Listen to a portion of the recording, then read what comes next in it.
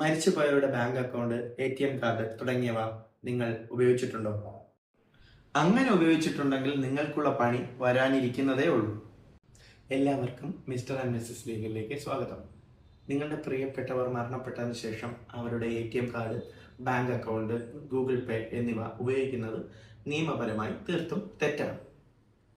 നമ്മൾ ചിന്തിക്കും, അത് നമ്മുടെ പണമല്ലേ, നമ്മുടെ കുടുംബത്തിലെ പണമല്ലേ, നമ്മൾ എടുക്കുന്നതിൽ എന്താണ് തെറ്റെന്ന്. പക്ഷെ അത് തീർത്തും തെറ്റാണ്. ഒരാൾ മരിച്ചു കഴിഞ്ഞാൽ ആ അക്കൗണ്ട് മരവിക്കപ്പെടേണ്ടതാണ്. അയാളുടെ മരണശേഷം ആ സ്വത്ത് അയാളുടെ എസ്റ്റേറ്റ് അല്ലെങ്കിൽ മരണശേഷം അയാളുടെ നിയമപരമായ അവകാശികൾക്ക് വീതിക്കപ്പെടേണ്ട സ്വത്തായി മാറും.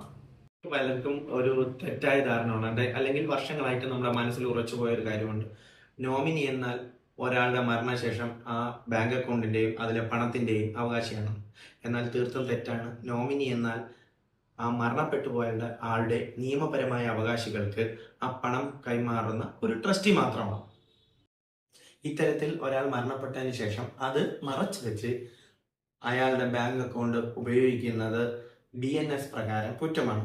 ആൾമാറാട്ടം വഴിയുള്ള വഞ്ചന അല്ലെങ്കിൽ പരേതന്റെ സ്വത്ത് ദുരുപയോഗം ചെയ്യൽ എന്നീ കുറ്റങ്ങളുടെ പരിധിയിൽ ഇത് വരും. ഈ മരണപ്പെട്ടു പോയ ആളുടെ യഥാർത്ഥ അവകാശികൾ പോലീസിൽ പരാതിപ്പെട്ടാൽ അത് നിങ്ങളെ വലിയ നിയമക്കുരുക്കിൽ കൊണ്ടെത്തിക്കും. ഈ പത്രവാർത്ത ശ്രദ്ധിച്ചാൽ നിങ്ങൾക്കറിയാം, വളരെ രസകരമാണ് സംഭവം. ഈ അടുത്തിടയ്ക്ക് നമ്മുടെ ഒഡീഷയിൽ നടന്നതാണ്. ഒരു സ്ത്രീ മരിച്ചുപോയി. അവരുടെ ബാങ്ക് അക്കൗണ്ടിൽ 1,00,000 ചില്ലുവാനും രൂപ ഉണ്ടായിരുന്നു. അവർക്ക് ഭർത്താവോ മറ്റു കുട്ടികളോ ആരും തന്നെ ഇല്ല. ഉണ്ടായിരുന്ന ഒരു അവകാശി സഹോദരനാണ്. അപ്പോൾ സഹോദരൻ ബാങ്കിൽ ഈ പൈസ പിൻവലിക്കാൻ ചെന്നു. ബാങ്ക് അധികാരികൾ പറഞ്ഞു, അക്കൗണ്ട് ഹോൾഡർ വരണം, അതല്ലെങ്കിൽ ആ ബന്ധപ്പെട്ട രേഖകൾ കൊണ്ടുവന്ന പൈസ കൊടുക്കാമെന്ന്. അപ്പം ഇദ്ദേഹത്തിന് കാര്യം മനസ്സിലായില്ല. ഇദ്ദേഹം നേരെ ചെന്ന്, ഇനി പറയാൻ പോകുന്നത് വളരെ രസകരമാണ്, അദ്ദേഹം നേരെ ചെന്ന് ഈ മരിച്ചുപോയ ആ സ്ത്രീയുടെ കുഴിമാടം തോണ്ടിയെടുത്ത് അസ്ഥിയുമായിട്ട് ബാങ്കിൽ ചെന്നു.